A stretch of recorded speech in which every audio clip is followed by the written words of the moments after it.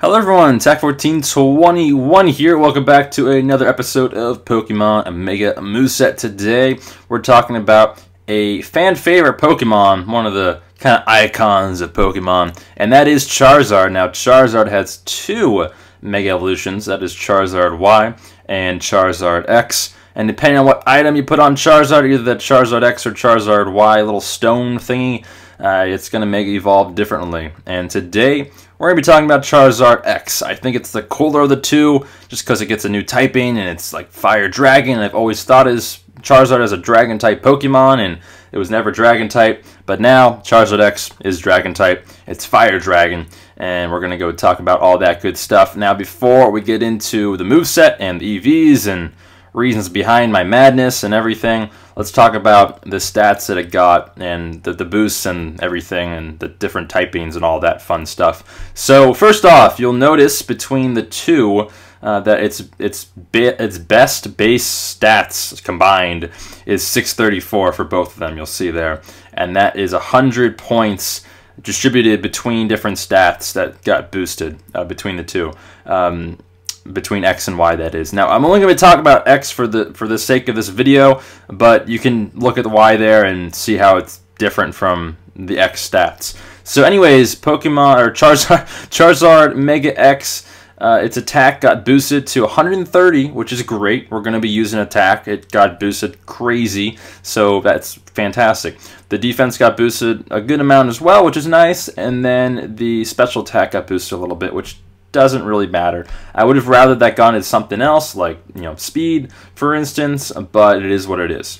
So that's that. Now, I do want to talk about the different typing changes and all that stuff, too, because Charizard originally was Fire Flying, and Fire Flying is a problem because Stealth Rocks is a thing.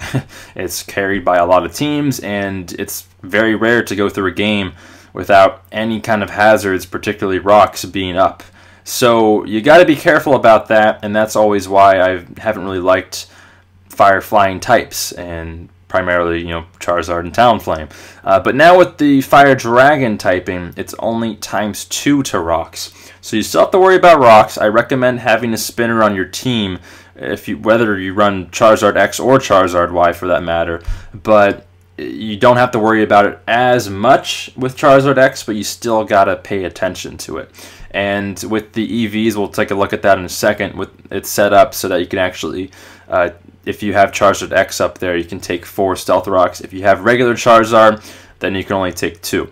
But at least you'll live on some HP with an odd amount of HP. So, yeah. So anyways, the Fire Flying typing, originally it was ×2 weak to Electric and Water, and then ×4 to Fairy. Now, thanks to the Dragon typing, it is ×2 to Rock and ×2 to Dragon. And the Electric typing is you're actually resisted to Electric thanks to the Dragon typing. So you don't have to worry about electric moves anymore, which is kind of nice. If you Mega Evolve and something's like an electric Pokemon, you're going to be resistant to it, and they're going to be like, whoa, I did not see that coming. They might have seen it coming, but, Anyways, so also something to keep in mind is before, regular old Charizard was immune to ground, thanks to the flying typing.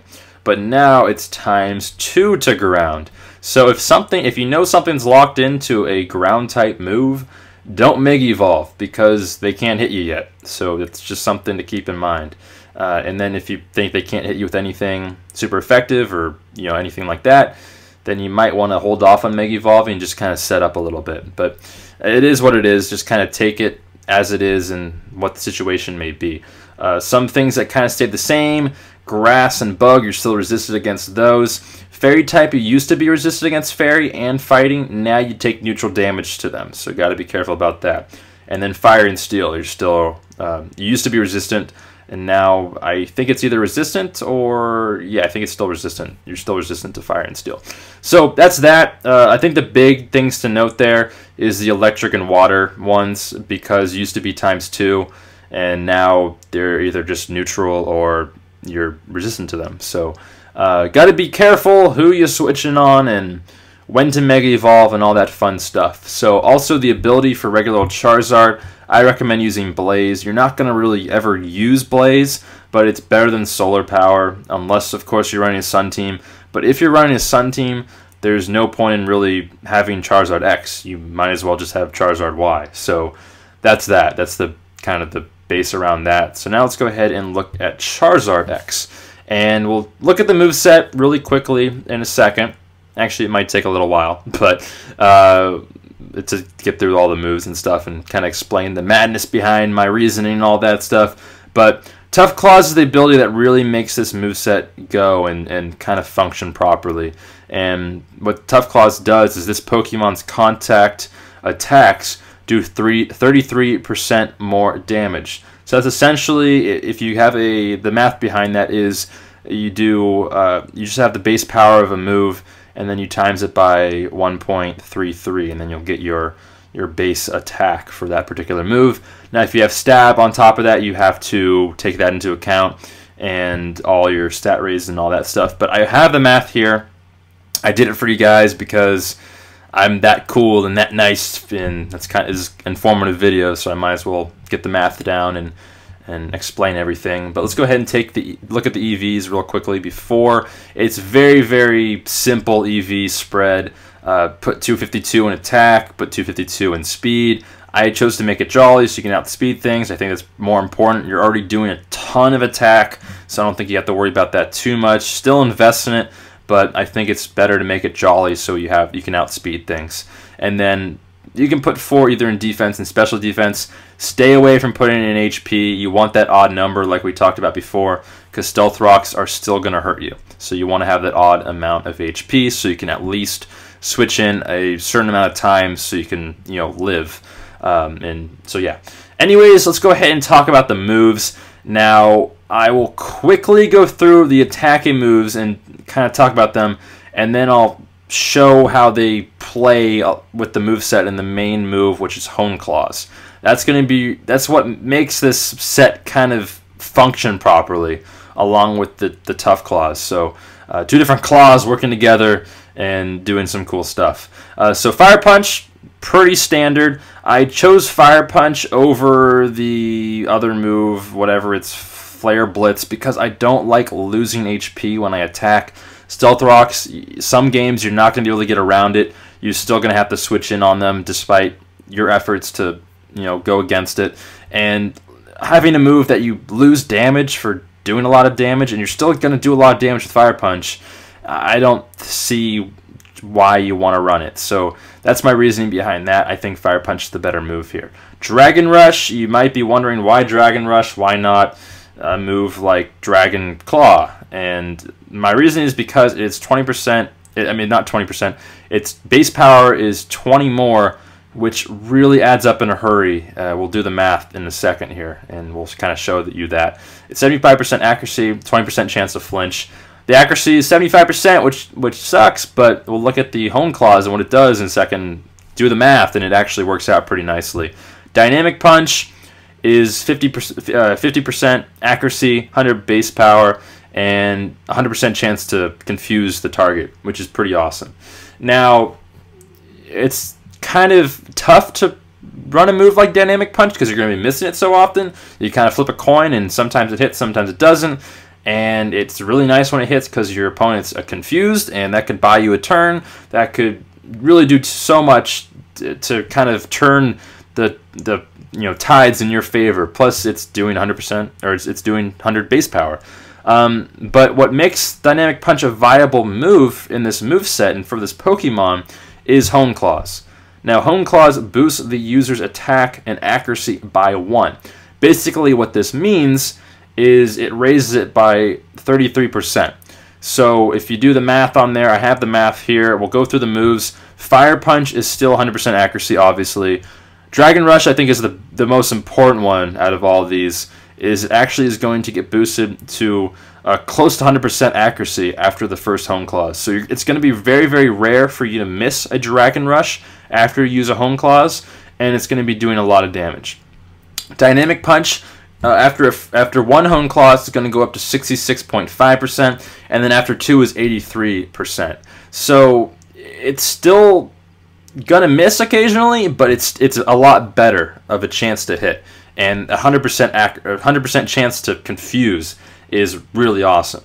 So first of all, let's talk about Fire Punch and kind of the base power behind that and the reasoning behind that. Now, Fire Punch normally with a Fire-type Pokemon has a base 112.5 base attack.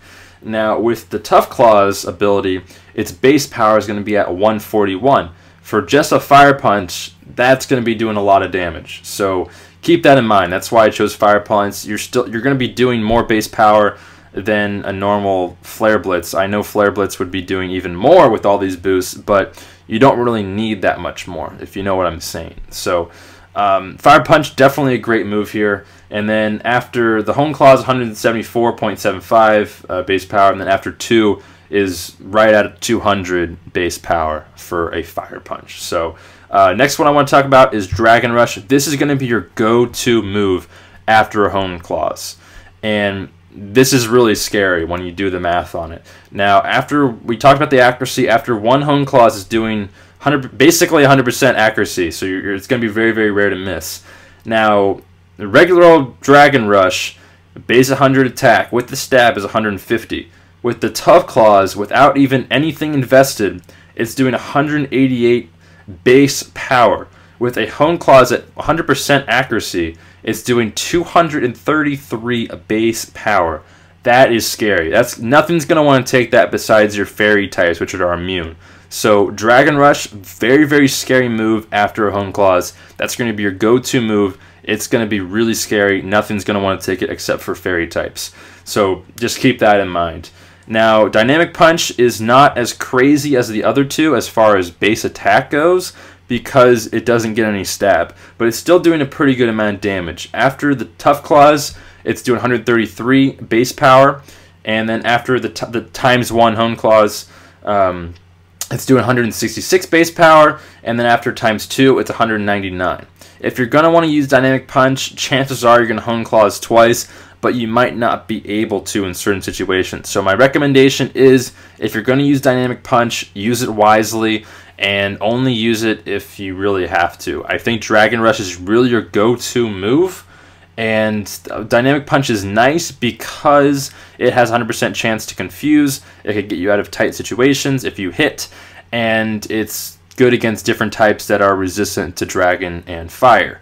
Now, another viable move here is Earthquake. You can definitely use Earthquake. It's going to be at the same base powers with all the stuff as your Dynamic Punch, but it's going to hit every time unless something's flying type, and it doesn't have the chance to confuse. So a little bit ups and downs for the different moves. I think Earthquake's a very viable option for this set, so I would kind of stick it in there and try it yourself. But that's pretty much the moveset, and I hope everything made sense. I tried to explain everything as best I possibly could. If you liked the video, be sure to click that like button. That helps out greatly. I really would appreciate it. It helps me do these moveset videos more often and in more depth, like today. And I may or may not have some clips after I've tested this set out a lot. I have some clips, but I don't know if it's enough to make kind of a little montage after this video, so we'll have to wait and see on that. But I do hope you guys enjoyed. I hope everything made sense, and I will just leave it at that, and I'll see everyone next time. Peace.